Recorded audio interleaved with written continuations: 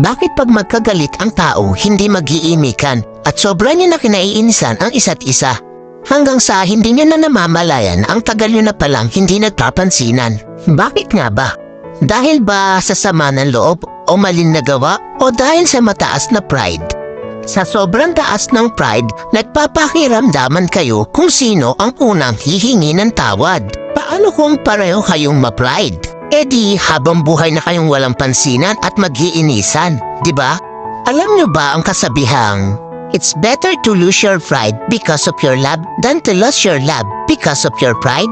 Hindi naman masama kung itapon mo muna ang pride mo para sa taong mahalaga sa'yo. Kaysa naman itapon mo yung pinagsamahan nyo ng dahil lang sa pride mo.